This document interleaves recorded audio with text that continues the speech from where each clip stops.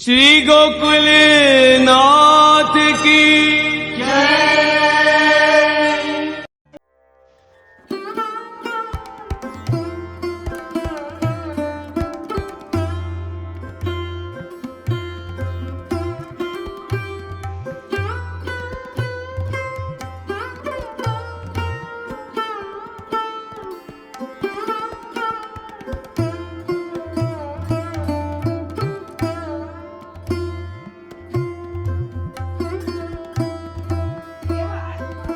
अचिन्त्य है।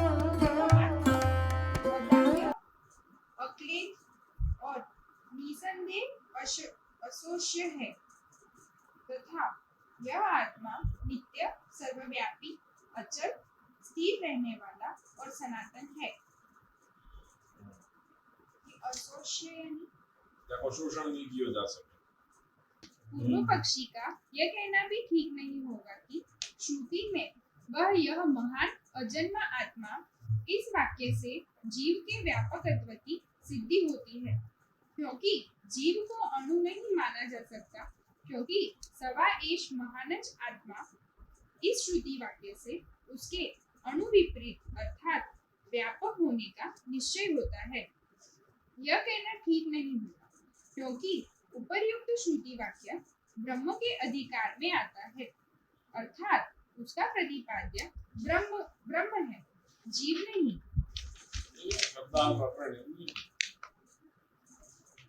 इस तत्व सूत्र के द्वारा सवा एष महानच आत्मा इत्यादि श्रुति के ब्रह्म विषय होने का प्रतिपादन कर जीव के अनुपरिमाण होने को सिद्ध की गई है।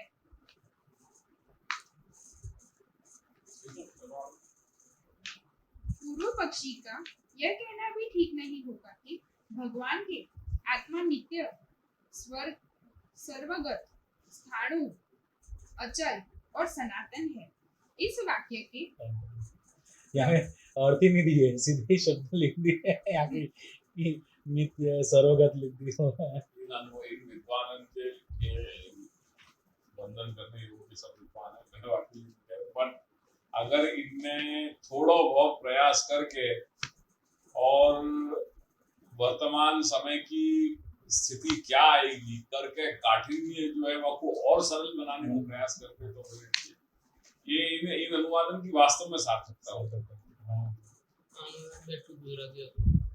આનું ગુજરાતી છે કાપડે આનું કરીશું योग करके छोड़ दो असु क्या परोपकार क्या क्या सिद्धि भाई।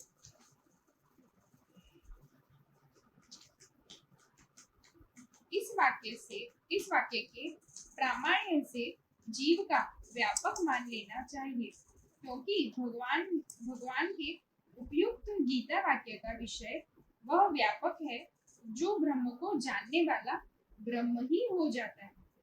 ब्रह्मवेद ब्रह्म ही भगवती इति श्रुति है, उन्होंने उनको तर्क दिया ये वही चैतन्य की अनुभूति है जो सिद्ध जो कक्षा में जो है सिद्ध कक्षा को प्राप्त जो साधन जो सिद्ध हो चुके हैं, बाकी जो अनुभूति की जो दायरा है वो ब्रह्मवेद ब्रह्म ही भगवती, क्योंकि ब्रह्म साक्षात्कार हो गया, वो ब्रह्म साक्षात्कार होने के कारण बाकी जो परसेप्शन है, बाकी जो अनुभूति है वो वही की तरह होने लग जाए करके वो सोहम वाली भावना वाक्य अंदर जगह वो कहीं अपने आप को वासु भिन्न नहीं माने।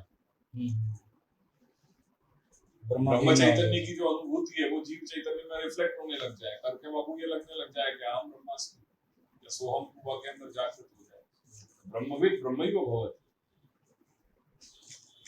जैसे श्री ब्रजस्वामी के उत्कट भक्ति की जो उनकी अवस्था आती, तो भक्ति के उद्रेक अवस्था में उनमें ये बात जो है मानसिक की कक्षा उनको प्राप्त हो गई कि जहाँ वो अपने आप को कृष्ण जानने लगे, वो उनको खुद के अस्तित्व की कोई भान नहीं लगे, उनको ये लगने लगे कि हम ही कृष्ण हैं करके वो श्री प्रभु को उनकी भक्ति की पराकाष्ठा को श्री प्रभु को पुष्ट करना पड़े।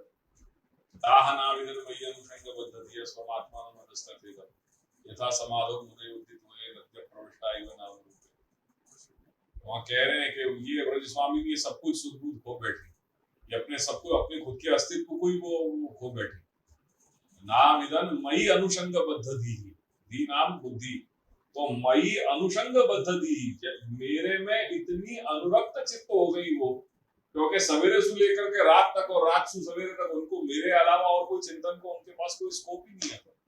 तो वो कहीं एक उनकी ऐसी कभी अवस्था आ गई कि जो अपने खुद के एग्जिस्टेंस को वो भुला उनको ज्ञात नहीं रहे, तो यही महसूस करने लगी कि मैं ही कृष्ण हूँ।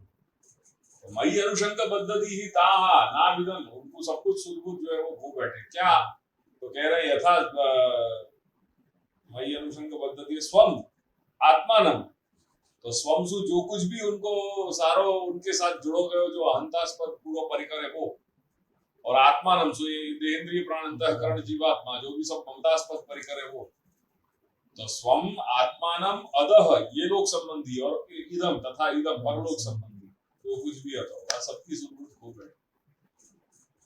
तो स्वयं के देहेंद्रिय प्राण अंतःकरण को जो है उनको एहसास नहीं भयो, वाको अनुसंधान नहीं रहे, मैं और मेरे जो मेरे साथ जुड़ो गए जो कुछ भी है वाको उनको अनुसंधान नहीं रहे, या लोक संबंधी कुछ भी नहीं ख्याल में आया, और परलोक संबंधी कुछ कोई भी चीज को एहसास नहीं हुआ।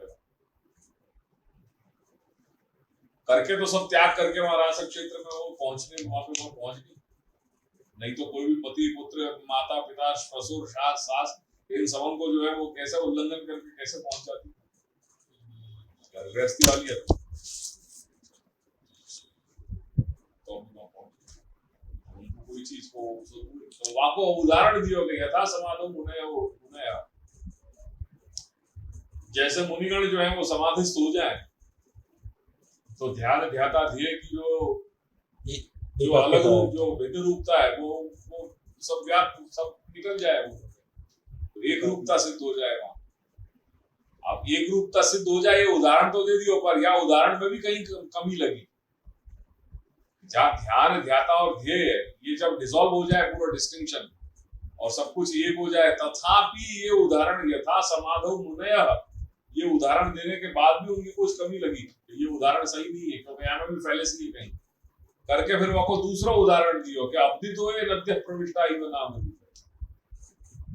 जैसे नदी जब सागर में प्रवेश हो जाए, जब तक नदी है तब तक तो वह स्वतंत्र नाम और रूप दोनों है, और द मोमेंट वो सागर में प्रवेश हो जाए फिर कहाँ नदी रही, फिर तो सागर हो गया, फिर कहीं ढूंढ पा रहे हो कि नाम कुछ नाम और रूप नहीं रहे ना, फिर तो नदी को नहीं वो फिर दूध क्यों, क्योंकि यथा समाधो मुनय या में तो नाम और रूप की सेपरेट एंटिटी है और डिसॉल्व तो नहीं हो जा रहा है ना, जो साधक है अपनी सिद्ध स्थिति में जाकर के ब्रह्म चैतन्य को बाकी वो ब्रह्मविद ब्रह्मैव भवति वा अनुसार वाको जीव चैतन्य, वो ब्रह्म चैतन्य के साथ वाको वो वा लेवल पे वहां पे डिस्टिंक्शन मिटे, फिर भी फिजिकल रियलिटी तो वहां पे प्रेजेंट ही है ना, वो बैरियर तो तोड़े नहीं, टेम्पोरल रिलेशन की जो बैरियर है टाइम और स्पेस के वो तो नहीं टूटे, वो अनुभूति के लेवल पे सब समाप्त हो गए करके, हाँ फिजिकल बैरियर जो नहीं टूटे हो वो कहने के लिए वो बताने के लिए फिर क्या यहाँ में कहीं कोई फैलेसी यहाँ में तो भी एक चीज की कमी है कि वो फिजिकल बैरियर नहीं टूटे, वो कक्षा बता रहे हैं वहां पे उन स्वामी दीन की कि वहां पे उनको वो फिजिकल बैरियर भी होते भय भी वहां पे वो नहीं माने, होते भय भी नहीं माने, ये बात स्वयं श्री प्रभु ने आज्ञा करी है उनके स्नेह को पुष्ट करने के लिए, तो वो वेद तुल्य वाक्य है, भगवत वाणी है, वहां फिजिकल मैनिफेस्टेशन है उनको श्री स्वामी जी को, तथापि होते भय भी वो नहीं माने, और वो बताया वो दूसरे उदाहरण में अवधि तो ये नद्य प्रविष्टा एवं नाम,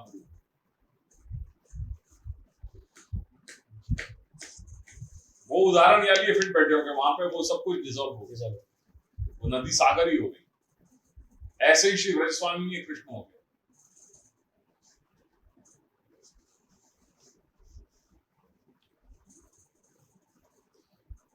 अब ये कह रहे हैं कि नुनु नित्य सर्वगत स्थाणु अचलो एवं सनातन इति भगवत वाक्य व्यापकत्व, जीव की व्यापकता तो स्वयं श्री कंठोक्त श्री प्रभु के वचन है, तो कह रहे हैं कि भाई वो वहां पे ब्रह्मविद ब्रह्मैव भवति या रूप में वाक्य व्यापकता है, जीव तो अनुरूप ही है, और तथापि वहाँ को जो जीव चैतन्य है, वो जीव चैतन्य की अनुभूति जो है वो ब्रह्मानंद सहोदर होगी।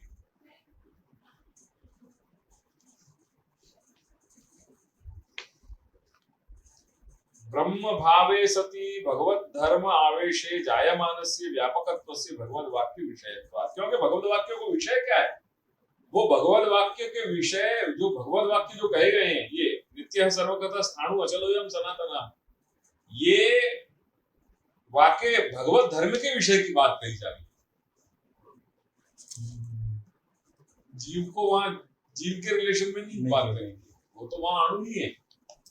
और वाक्य जो गुणधर्म है, वो गुणधर्म की यहाँ चर्चा करी जा रही है कि ब्रह्म भावे सती, ब्रह्म भाव है ना, वो होने के साथ साथ भगवत धर्म आवेश है।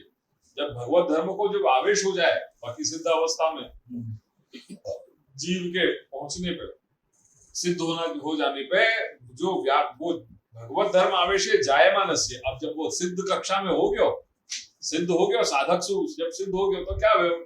वहां के सारे जो टेम्पोरल बैरियर्स थे, वो सब वार रूप में अनुसंधानात्मक जो टेम्पोरल जो बैरियर्स थे, वो सब जो है डिसॉल्व हो गए। तो जो डायमेंशंस की जो वो आती वाकी जो बैरियर, जैसे 1D 2D 3D 4D 5D 60 70 80 90 और कहीं कहीं 10 डायमेंशन की भी जो बात, जो नायना ने चार्ट में आपकी बात लास्ट कोई 2 साल पहले बताई थी, 3 डायमेंशन के अलावा वो पूरा और भी ह्यूमन नहीं, ह्यूमन फॉर्म वाली बात नहीं है। ये वाक्य मैंने वो चार्ट बनाया, तो वहां पे कई डायमेंशंस बताए, ये एक डायमेंशन की बात नहीं है करके। मतलब अब वो चीज को यहाँ कहना चाह रहे हूँ कि वास्तव स्थिति में वो अपने अनुसंधानात्मक जो बैरियर्स है, वो बैरियर्स वाकई डिसॉल्व हो गए। जैसे उनको वहां इन वन कॉन्टेक्स्ट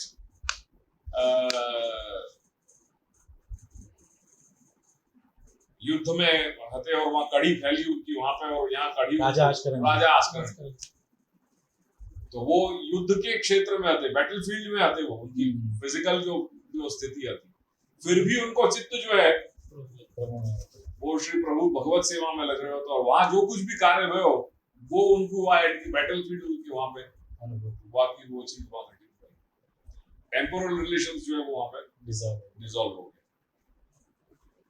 तो भगवत धर्म आवेश जायमानस्य व्यापकत्वस्य भगवत वाक्य विषयत्वात्। वो जो कह रहे हैं वो व्यापकता की, जो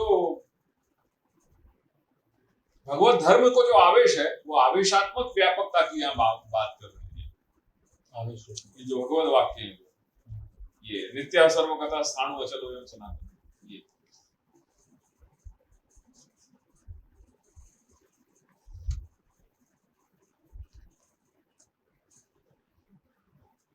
निबंध पढ़ लो। यह बिल्कुल भी सच्ची बात है कि जो कोई भी उस परब्रह्म परमात्मा को जान लेता है, वह ब्रह्म ही हो जाता है। उसके कुल में अर्थात उसकी संतानों में कोई भी मनुष्य ब्रह्म को न जानने वाला नहीं होता। वह सब प्रकार के शोक और चिंताओं से सर्वथा पार हो जाता है, संपूर्ण पाप समुदाय से सर्वथा तर जाता है। हृदय में स्थित सब प्रकार के संशय, विपर्य, देहाभिमान, विषय शक्ति आदि ग्रंथियों से सर्वथा सबसे ऊपर उठ जाए फिर और फिर वो चीज को कोई वो वाके लिए फिर कोई भेद नहीं है, वाके लिए सारे भेद जो है वो सब समाप्त हो जाए। जैसे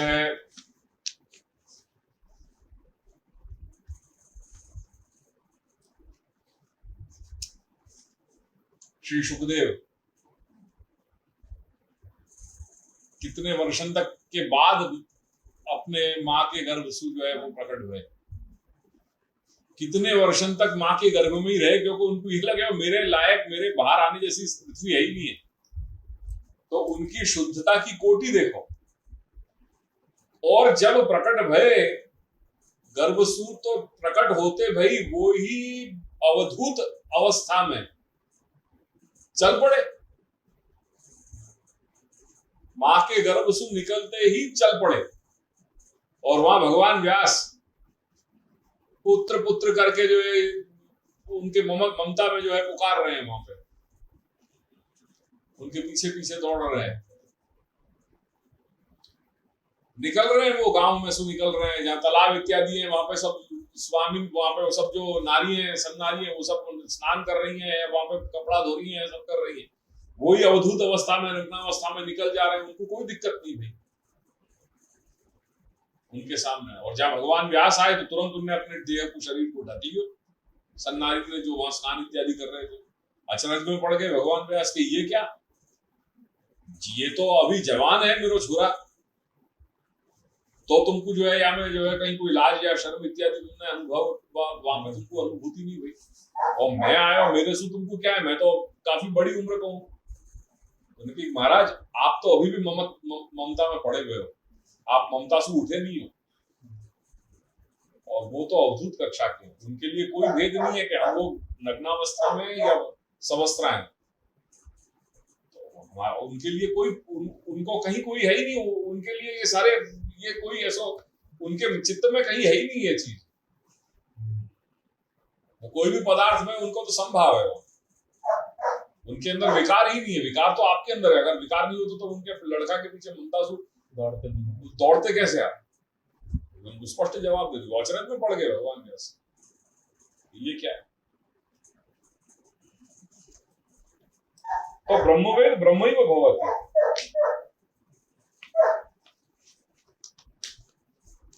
चलो हो गया, छूटकर अमर हो जाता है, जन्म मृत्यु से रहित हो जाता है। अब आगे पढ़, मैं हिंदी वालों के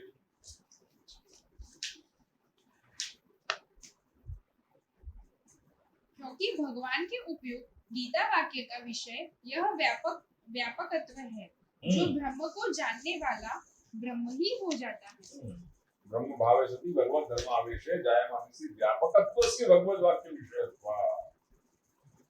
इस श्रुति से सिद्ध होने वाले ब्रह्म भाव के हो जाने पर भी जीव के भगवान के धर्मों का आवेश हो जाने पर जीव में उत्पन्न हो गया कहा जाता है, अर्थात जीव में उपचरित होता है। उपचरित हो जाए यानी वो जो भगवान के गुण धर्म है वो वाक्य अंदर आने लग जाए, वो वाक्य अनुभव की बात है, जीव वहां पे फिजिकल वो रूप में नहीं है, वो तो वहां आपको परिमाण तो अणु परिमाण ही रहेगा वहां। चलो आगे,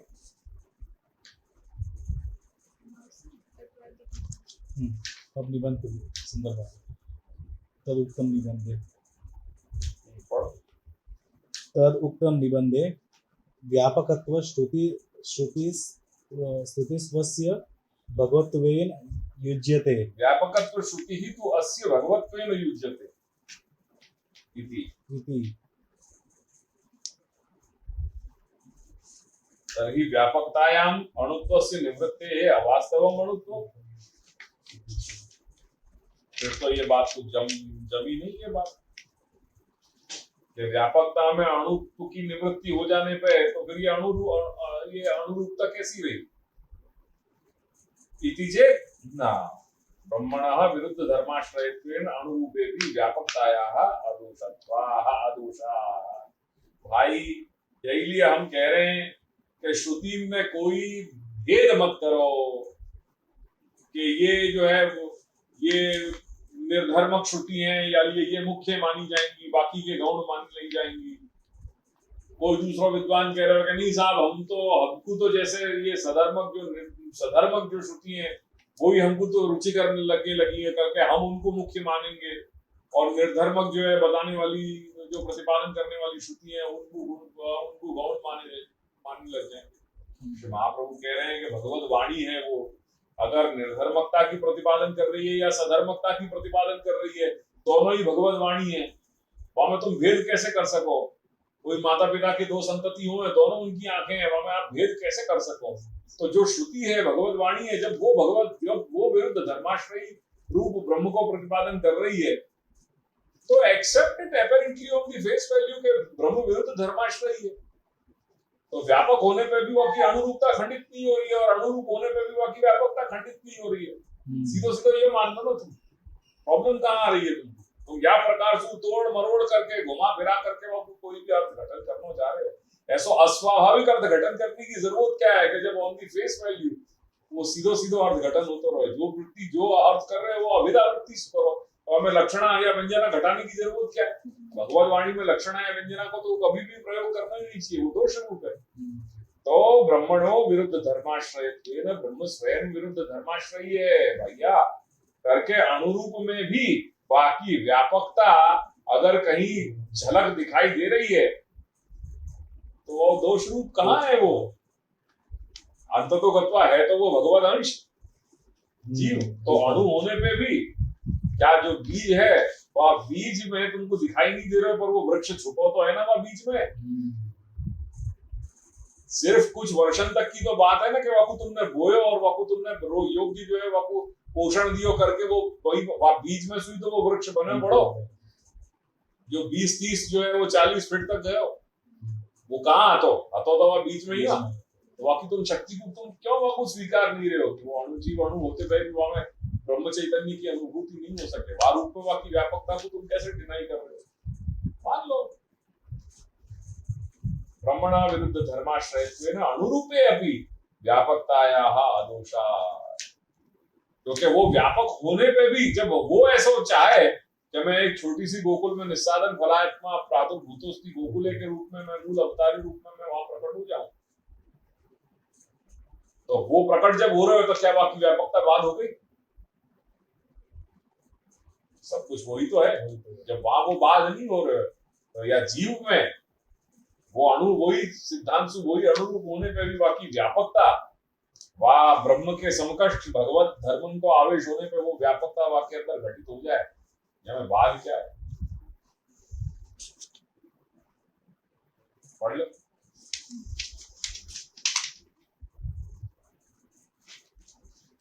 यही बात तत्वार्थ रूप निबंध के शास्त्रार्थ प्रकरण में इस प्रकार कही गई है कि जीव को व्यापकता का प्रतिपादन करने वाली श्रुति में जीव को भगवदावेश होने पर भगवान के व्यापक आदि धर्मों के जीव में उपचरित होने के कारण सार्थक है।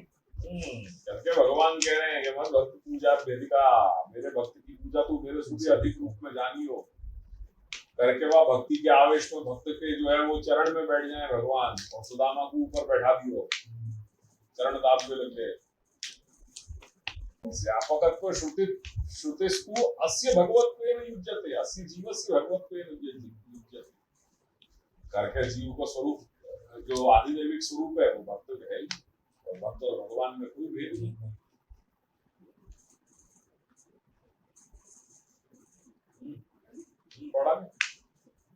पूर्व पक्षी का यह कहना भी ठीक नहीं है कि जीव का ब्रह्म हो जाने पर व्यापक हो जाने से उसके अणुत्व बाद हो जाएगा। वो अगर वो ब्रह्म बन गया तो अणुत्व में बात हो जाएगा। अरे दूसरी बात है तो कह रहे हैं कि भैया भापड़ा तू यार सीधो क्यों नहीं समझ रहा है? युक्ति विरुद्ध धर्माश्रयी है, क्योंकि ब्रह्म स्वभावतः विरुद्ध धर्माश्रयी है। कर्तुम अकर्तुम अन्यथा कर्तुम सर्व सामर्थ्यवान है वो, तो क्यों ये सब संभव हो सके? क्योंकि जीव व्यापक बन जाए हमें क्या अपराध है?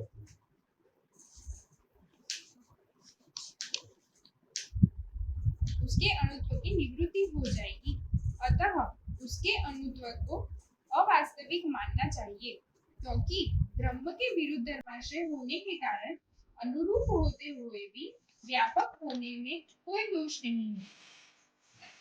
के शास्त्रार्थ प्रकरण में इस सिद्धांत का प्रतिपादन 54वीं कारिका की प्रकाश व्याख्या में ब्रह्म अणु होते हुए भी अणु अपि ब्रह्म व्यापकं भवति यथा कृष्णो यशोदा क्रोडे स्थितोपि सर्व जगद आधारो।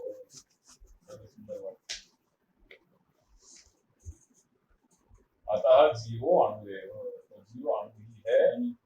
तस्य चैतन्याख्यो गुणः सर्वदेवं व्याप्यते, वाके अंदर जो चैतन्य रूपी जो गुण धर्म है वाको जीव चैतन्य, वो अनुभूति जो है वो अनुभव जो रूपी जो गुण है वो वाको सर्वदेह व्यापी। सर्वदेह व्यापी मतलब केवल अपने शरीर की बात नहीं करी जा रही है, वो ब्रह्मानंद की अनुभूति तक अपने आप को, अपने वाक्य डायमेंशंस को, वो जो है टेम्पोरल रिलेशंस को वो जो है तोड़ सके और वहां तक वो जा सके। ब्रह्मविद ब्रह्मैव भवति, ब्रह्म की तरह सोचने लग जाए, सारे डायमेंशंस वाक्य वहां तक चले जाएं। तद उत्तम नारद पंचरात्रे लक्ष्मी तंत्रे त्रयोदशाध्याये चैतन्यम अस्य धर्मो यः प्रभा भानुरिवामला तया स्फुरति जीवो असौ स्वतः एव अनुरूपया। लक्ष्मी तंत्र को ये वाक्य है 13-25-26 इति। और यथाग्नि क्षुद्रा विस्फुलिंगा विचरति, ये लक्ष्मी तंत्र जो है वो आगम शास्त्र है, जैसे ये नारद पंचरात्र है ऐसे, और शाक्त तंत्र है, शैव तंत्र है, वैष्णव तंत्र है, और लक्ष्मी तंत्र जो है वो शाक्त तंत्र है। तो वाकई ये लक्ष्मी तंत्र को ये वचन आगम है। ये यथाग्नि क्षुद्रा विस्फुलिंगा विचरन्ति की श्रुति स्पष्टमेव अंशत्वं ब्रूते, ये तो श्रुति जो है स्पष्ट जो है शुरुआत में बताई गई है।